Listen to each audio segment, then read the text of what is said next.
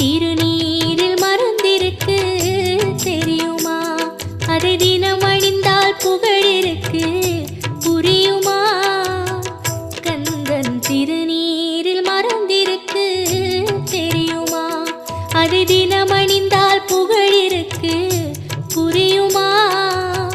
கந்தன் திருநீரில் மறந்திருக்கு தெரியுமா? நெற்றிக் கண்ணில் பிறந்தவனே தெரியுமா? அவனை சுற்றி வந்தால் பலன் இருக்கு புரியுமா? நெற்றிக் கண்ணில் பிறந்த